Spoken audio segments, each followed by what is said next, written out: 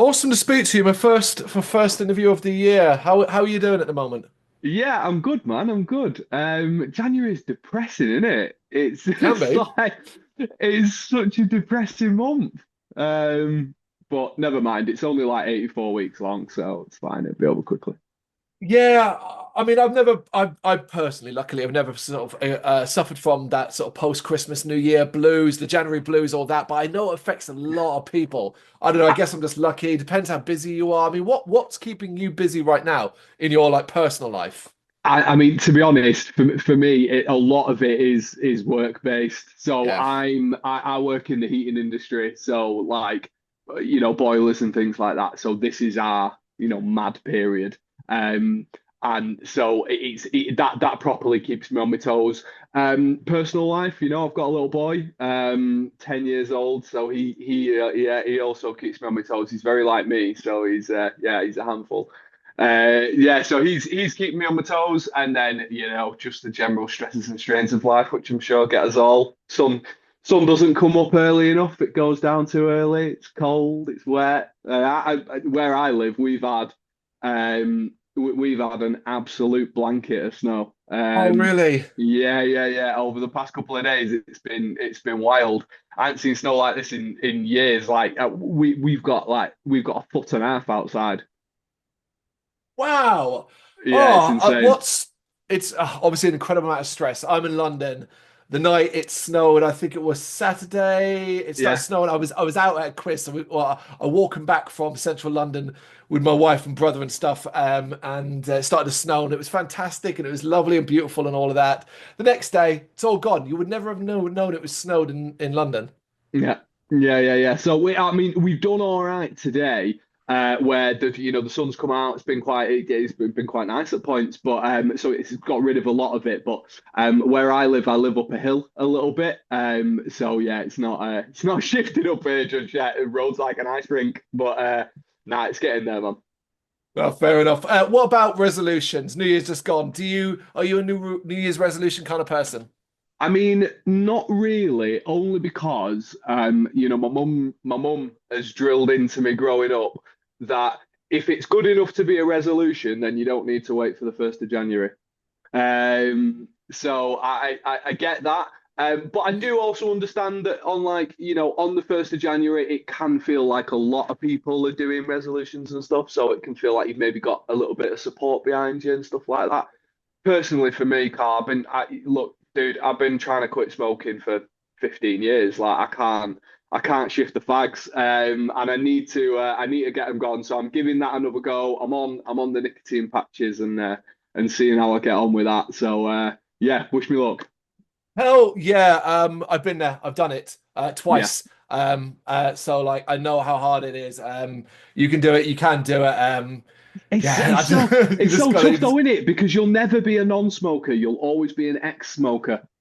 And And yeah, I'll never forget this. I had an old manager at my job, going back decade back when I was still smoking, and he said he's telling me to quit and all that, and he'd stand with me, and he hasn't. He'd said, "Oh, I haven't smoked in 30 years," but he never got. He always the smell would always get to him. He'd always want one, regardless, and mm, that shit is true. Like yeah. even still, I was on the vape for a couple of years up until June 2024, and then I quit that as well. So like now these days I'm clean, but you can get there. It's just Yeah, I don't know, just yeah. Think of it's the tough, money, innit? man. Think of the money. That's what it To be is. honest, like the massive thing for me, obviously the money, it's so expensive, but the massive thing for me as well is like I want to be fitter. I want to be fitter on stage, like from a breath control perspective.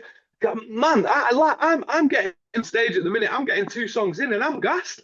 I'm done. Hey. So I need to like I want to get a bit fitter. I want it to be so I want to enjoy just the kind of functional parts of being a non-smoker. It's like even just we're all getting a bit older, aren't we? As much as we don't like to Yeah. admit it, we're all getting a bit older, and just that kind of functional fitness of just like I still want to be able to get up and down the stairs when I'm 60. You know what I mean? I don't want to. I don't want to end up in a position where my health is declined that much that I can't. can't do what I want to do. I always remember my step granddad, so my stepdad's dad, he was living with my mum and my stepdad in the later years of his life. He lived till he was 103. And even at 103 years old, this dude was walking up to the paper shop at the top of the road, going getting his paper. And like that, if you're gonna, I have no intention of living till 103, but however old I do get to, I want to make sure that I'm still, still mobile, functional strength, functional fitness. So yeah, step one is kick the fags. Fingers crossed when the next one into be at April when you're out down our way or one of the many festivals that you're at this year, including Bloodstock, you'll be able to say, hey, you're 4, 6, X amount of months clean of them I anyway. hope so, Um, mate. I bloody hope so. But before we look ahead, because that is the future and 2025 is looking really great, I actually want to just cast our mind back to 2024, which was an incredible year for Waterlines. Mm, Trying mm. to find a year, since since 2022 where it hasn't been incredible has been really, really tough in itself. But Yeah. looking back to 2024, sum up if you can what 2024 was like for you as a band and what were some of your personal highlights? 2024 was a weird year because we kind of morphed into Waterlines from the previous iteration into 23. 23 was insane. Like we did some shows where we played to nobody, and then we released a couple of tracks that nobody heard for a bit, and it was all really, I properly felt like we were on the grind. We were kind of doing that bit of that every young band goes through, where you feel like you're not really doing it for anybody. No one's picking up what you're putting down. So that was Yeah. 23, and then all of a sudden, out of nowhere, we got the first Bloodstock appearance, the Jaeger stage appearance, and that just catapulted us. Like we still have people today who turn up to our shows and say, "Oh, saw you at Bloodstock," and have become fans moving forward. So moving that into then 24, 24 was actually weirdly like for us releasing music wise was a really quiet year. So Mm. all we've done is we released Pretty Green Eyes early in the year, and then we released Brace. And then other than that, we've been doing a lot of writing. So I'm really, really, really excited for new stuff. So we've done a lot of writing, and then I think other than that, it was about getting our names on the map. We'd created this kind of really solid foundation off of Bloodstock and off of a few different kind of all day festivals, some smaller things that we did. Yep. And 24 was about getting out on some support tours. So really early in the year, we went out with Cabin Boy Jump Ship and October Ends, and then we've done we did a few little headline weekenders and things like that. Some of the smaller day festivals and things like that. It was really just about planting the name on the map. So Yeah. it kind of did feel to us as it was getting towards the end of the year. It did feel a little bit like after the highs of 23 and Bloodstock and stuff, it was a bit like does feel like it's not gone as stratospheric as we wanted it to. But then we got to the back end of 24 and all these shows started coming in. And all of a sudden, it was emails from Bloodstock, it was Mm. emails from Radar, it was emails from Hammerdown, it was emails from, Slaughterhouse, whatever. All of these different places that had just, they'd seen the Bloodstock, they'd heard the Bloodstock reviews, they'd seen us live, they'd seen us play other places. And it kind of 2024 maybe felt a little bit like the year where we kind of went, shit, we're getting noticed. People are paying attention. And that that has now paid dividend moving into the future. That work, that plan, that goal to put yourselves on a map was actually paying off. Even if you didn't Yeah. necessarily notice it to begin with, Yeah, turns out exactly. people were paying attention behind the scenes. And listen, Carl, it was tough, mate. Like some of those days. Mm. And listen, I love Waterlines. I love being in a band. I love performing. It is everything that I want to do. It's everything that I live for. But there are some days I remember we turned up to a venue in Swindon on a Sunday night, and we must have played to six paying customers. And at times like that, you can question it all, you can kind of Mhm. go, guys, what are we doing? Like, this is mental. But on each and every one of those shows, if you just get that one fan at the end of it who kind of comes up and says, "Can I buy a t-shirt or whatever?" Well, they're then going to go off and tell their mates, and then they're going to, and then that Spotify thing grows, the Yep. socials grow, and all those sorts of things. It's so easy to kind of lose sight of just the joy of it all, of just for me personally, like getting on stage in front of like a couple of people is a totally different experience to being on stage at Bloodstock or whatever, because like you really do create like a bit of a rapport with the people in the crowd. You get an opportunity to like really show people, Yeah. who you are. Like, you get to throw a bit of personality in and actually engage with people and interact with people. And I think that's really nice, man. And you've got to, I would say, like, like I say, we go through the same stuff that every other young band goes through. Sometimes it's really tough, and sometimes it can feel like you're banging your head against a brick wall. But we stuck it out this year, and it's massively, massively paid off. Well, that latter part of 2024, I think, is really where it's felt like the momentum Yeah, has come from, and it's kind of carrying into 2025. We've got to mention it because it is super, super important. January 10th, 3 days from the point of this recording, it is, of course, the EP WDGAF Volume 1. Effectively, an EP that collects all your recent singles into one package with the yeah, bonus of Brace live in Bolton on the end as well. So, yeah. is it as simple as why does the EP exist? Is it as simple as you wanted a collection to put all those songs you've made over the past 2 years into one package that was available online, that anybody seeking you out now would, rather than having to search for all the individual singles, would just find the EP?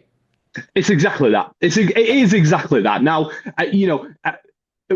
music nowadays is about ease of consumption, right? It's not what you don't get the crowds hanging around in the record shops anymore. You don't often see people selling CDs on the street.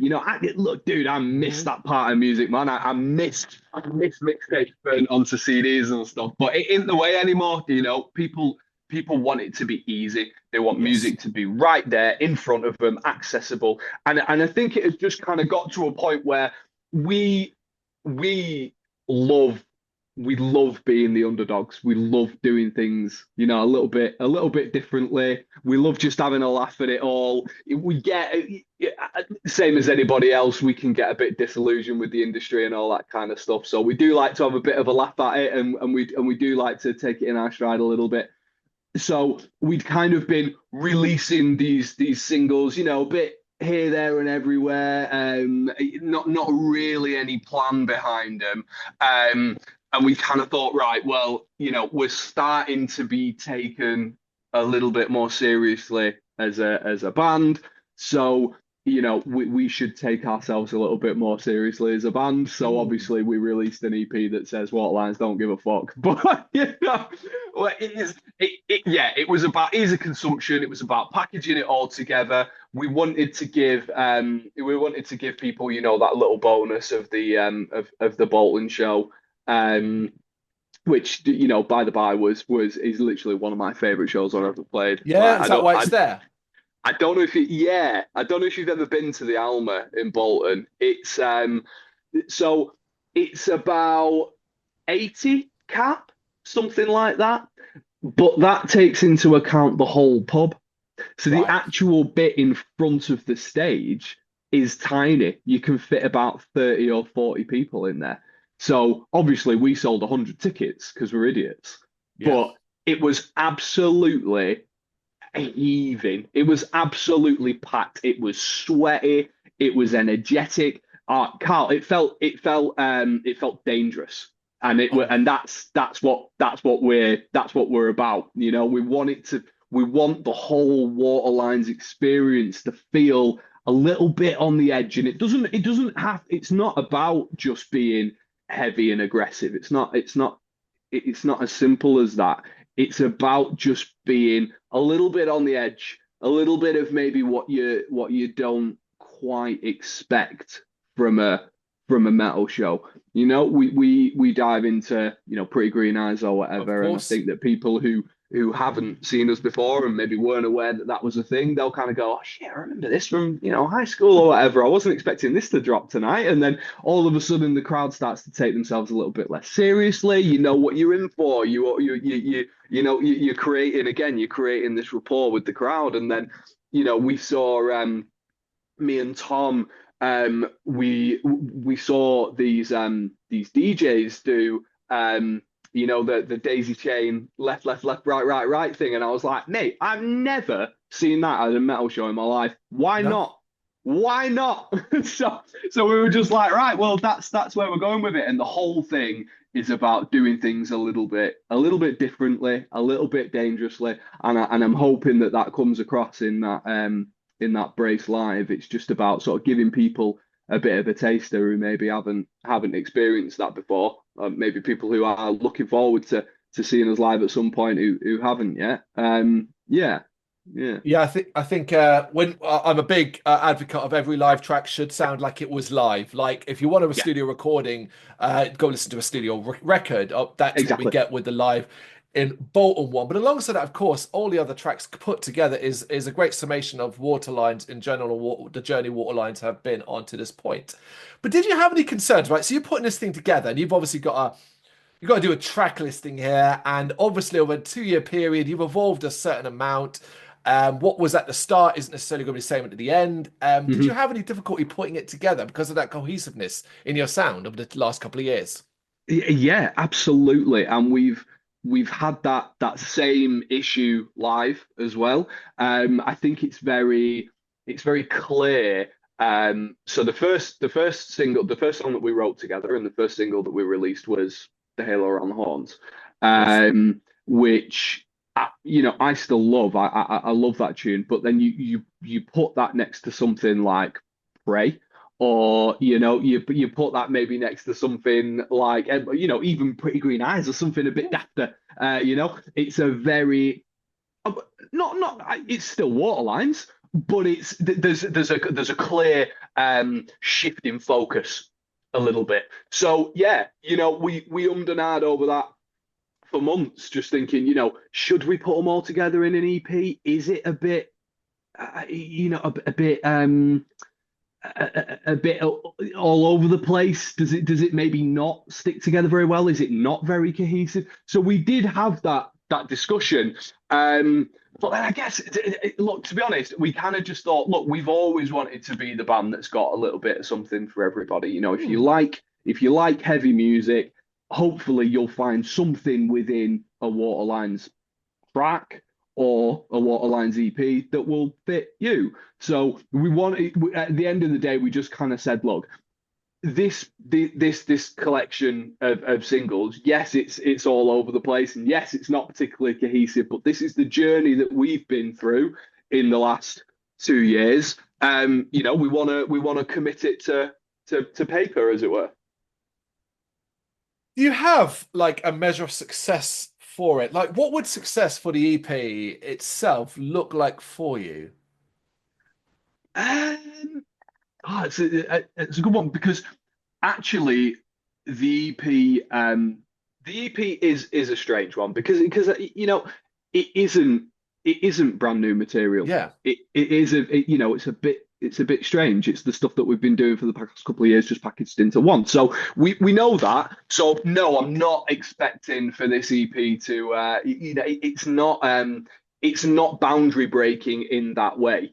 The Of course. point in the EP is the same is the same as it was through 2024. It's about getting the name on the map. Now, what you can do with EPs that you can't do with singles is you can get them reviewed. You can Hmm. send them out to people and say, look, here's a collection of music, have a listen to it, and let us know what you think. You can't, I don't know if everybody knows this, but you can't really do that with singles anymore. There's not that many people who will bother to review a single. So we thought, all right, well, if the aim of the game is visibility and getting in front of people, then we put this EP together and we send it out to a few people.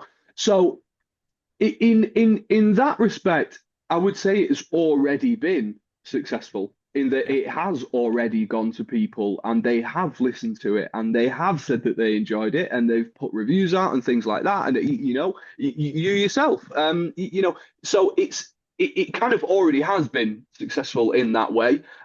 We sold a load of them on pre-orders, which was really really nice to get people. It's a very strange thing um, to have people trust you with their money for a product that they know they're not going to get yet.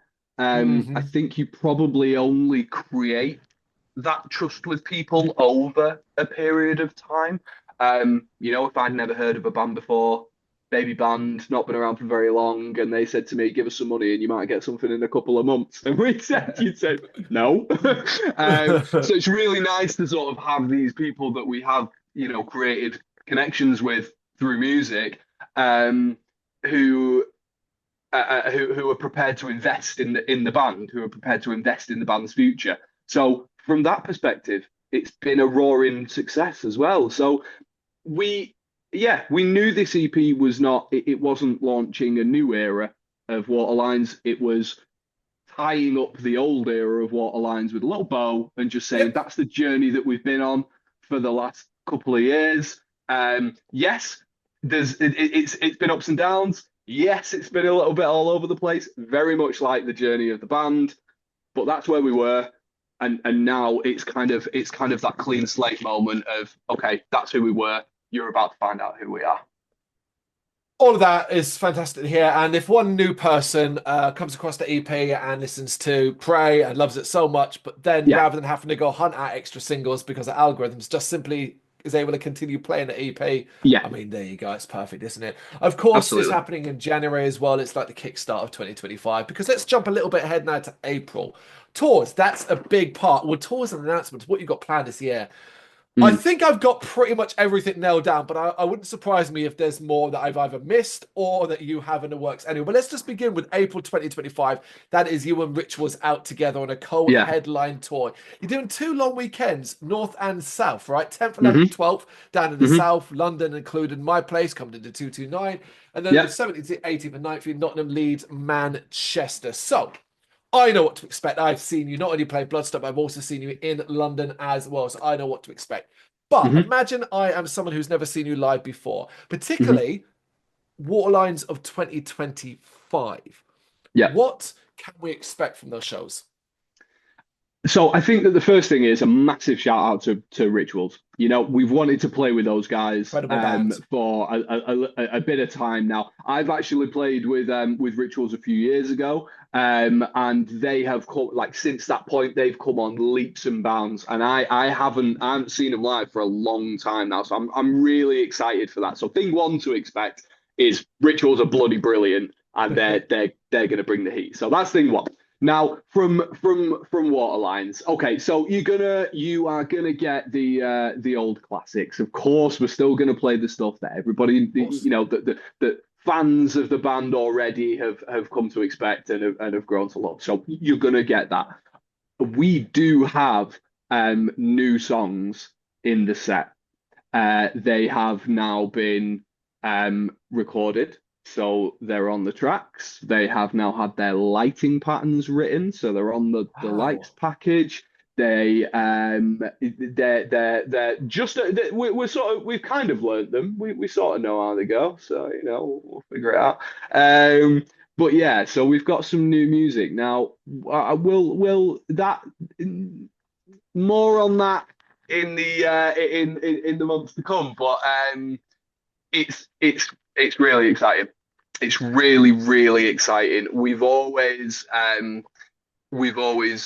prided ourselves on being a bit of a boundary pushing band. We like to push the envelope a little bit. We like to bend a few rules, and I think we've kind of taken, for me, I think we've taken that maybe to the next level here, where we have um, mashed up some different things and some different genres, and I think we've created something that we're all really, really proud of. So it's yeah, it's as much as it's leveled up our sound on record, I think it's leveled up our sound live as well. And I think that first tour in April, we've got a couple of shows before then. Yeah.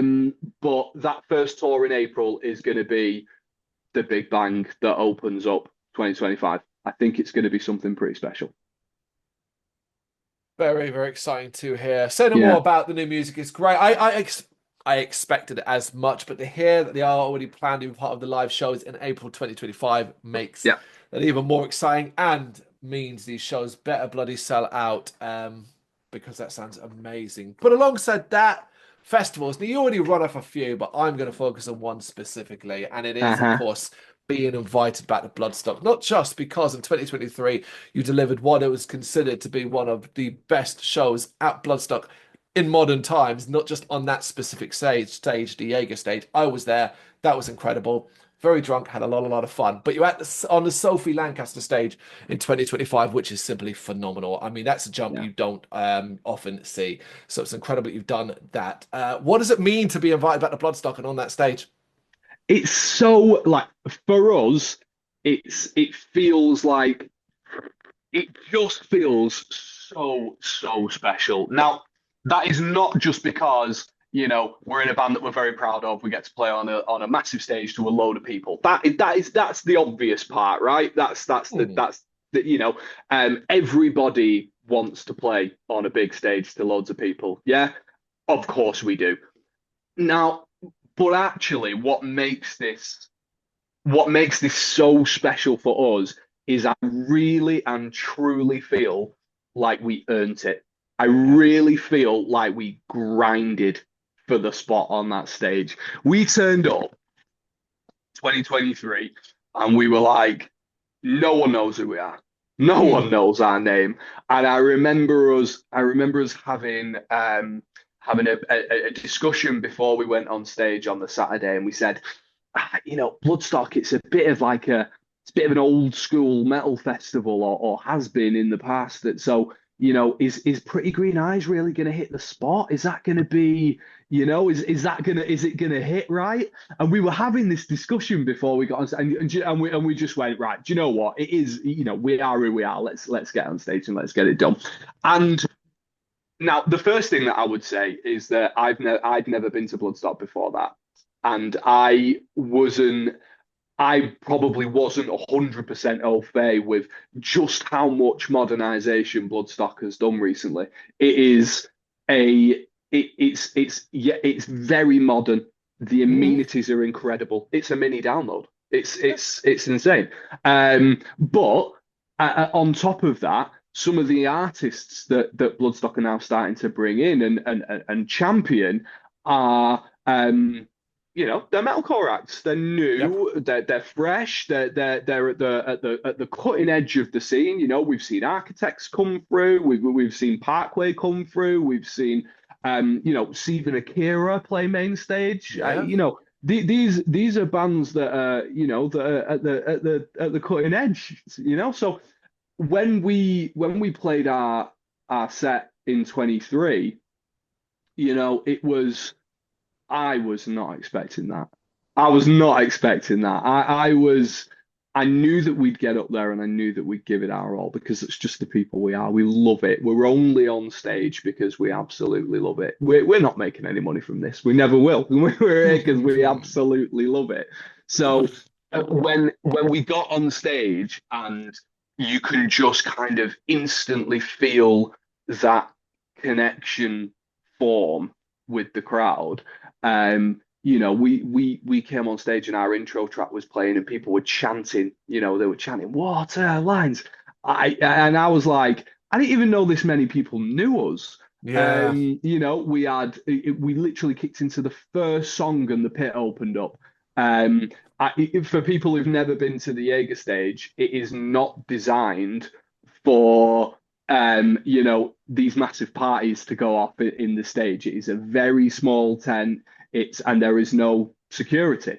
So when crowd surfers started coming over the tops, we had no one to catch them. So I was down at the front at the crash barrier, with my mic in one hand, singing away, and people on my shoulder in the other hand, and it was literally 40 minutes of pure chaos. It was insane.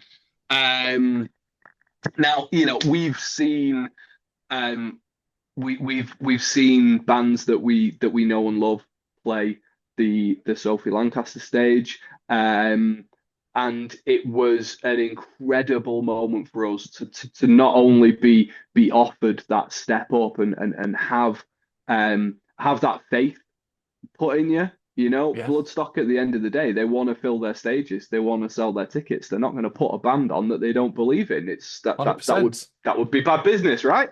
So not only to have this faith put in you to say these guys can do it, you can do the job that we're expecting you to do on that stage. But when we're not in an opening slot. We're not in we're not on we've literally got, I think we play at something half two, 3 o'clock, something like that, on the Saturday. Like that is prime time. That is prime festival time. I Yeah. don't know if I'm allowed to announce our set time, so Bloodstock, I'm sorry. I'm sorry. I don't think any of that really sticks at this early stage, does it? Who I knows? hope not. I hope not. But yeah, we've so not only have we got this amazing stage, we've got an amazing set time, we've got an incredible day, we've got like it's perfect. We literally could not ask for any more than what we've been given, and I think that the really special part of that is that I feel like we earned it. I feel like through going there in 23, putting on the show that we did, creating the buzz that we did, creating the fans that we did, um, just kind of put us in a position where they couldn't say no to us. But it's more than just a show at 2023 as well, because ultimately you could have done that show and then promptly disappeared from the face of the Yeah, planet. It's the fact you yeah, didn't, yeah, the yeah. fact you continued to work away. I think that matters the most as well. Big bloody stage though, and that I know we're looking far ahead. I know it's all the way in August now, but have you given a lot of thought to how Waterlines and how you're used to smaller stages, you're used to tighter things. You've got this big ass thing that you can roam about on, but you could get kind of stuck in a little square if you're not careful. Mm, Have you thought about mm. that? Yeah, well, absolutely. So, like one of the things that we do in our live shows is we bring lights. Yeah, so Of we've course. got a little lighting package which is set up for, like you say, smaller stages. We play venues anywhere between 100 capacity to maybe 400 or 500 capacity. So Mm. smaller stages. So the first thing that we thought was, oh well, our lights aren't going to do anything, so we're going to have to look at doing something there. And then we saw, well, yeah, we're not actually used to having room to actually roam about in. I'm used to if I step 1 foot back, I'm on the drummer, and if I Yeah. step 1 foot forward, I'm off the stage. Like that's the size that I'm used to. So yeah, like you say, I think you do start to consider, not only you're filling the shoes of some greats before you on that same stage and in those same times, so you've got to put on something. It's all about doing something that people haven't seen before, right? It's all about doing something a bit out there. You've got to get people talking. If you're an artist in any way, whether that be music or pictures or photography or whatever it is, you can't just do what everyone else is doing. Otherwise, Of course. you're stuck in the mire, are you? You're not doing anything different. It's all about being different. It's all about doing something that gets people talking, that brings in the fans.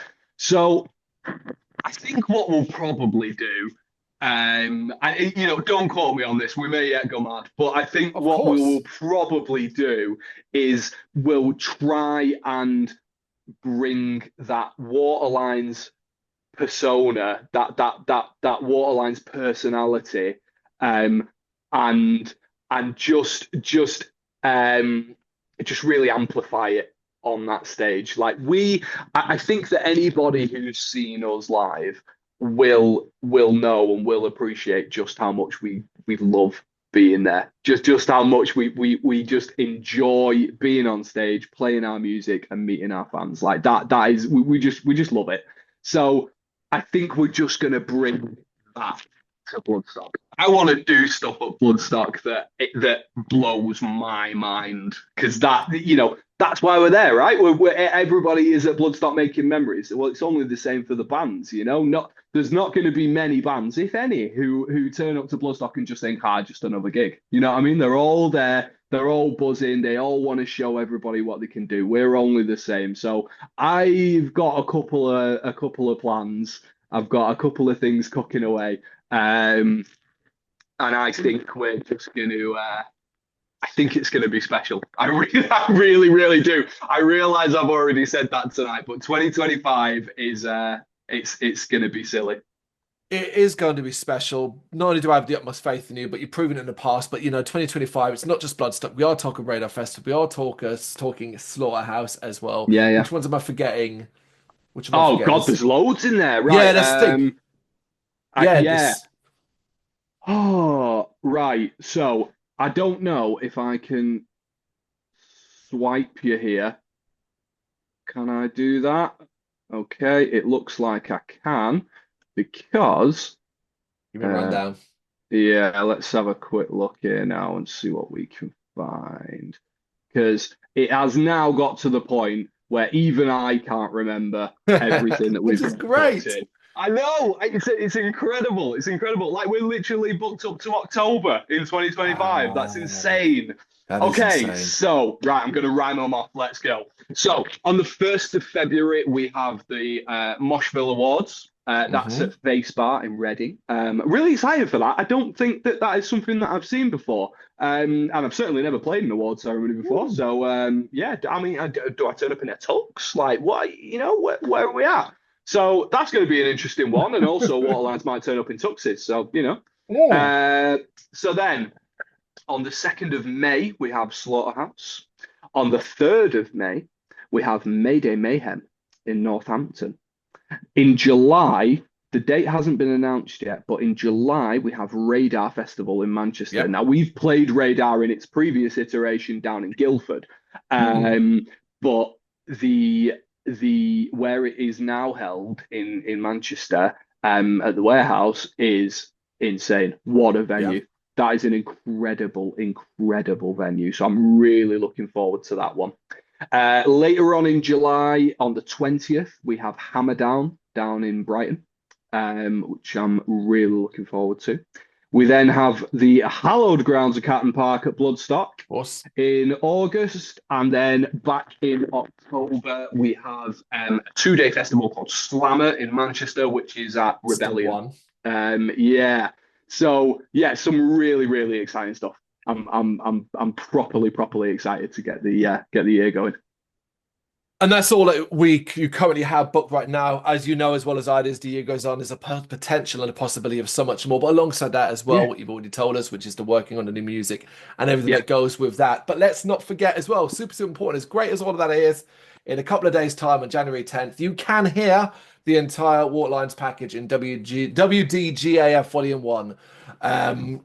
What is it? Waterlines don't give a fuck. That's it. Waterlines don't give a fuck. I keep reading it out like the freaking anagrams. Just Waterlines don't give a fuck. Volume 1. 7 tracks long. 6 of previous singles, of course, Brace live in Bolton. Yeah. Ben, we're just about, we've gone 10 minutes over time, so I think we'll call it here. And just want to thank you very much for taking the time to do this. I really appreciate it. Pleasure. Absolute pleasure. Thank you so much for having me on, man. Thank you very much for watching. If you'd like to see more content like this, please consider hitting the subscribe button. It is gratefully appreciated. You can find us over at gbhbl.com, our full website, where reviews, news, and so much more goes up daily. We're also on all social media platforms, Facebook, Instagram, Twitter, Threads, at GBHBL. Just search for GBHBL and you will find us out there. We also have merchandise on sale. You can access the shop via the website.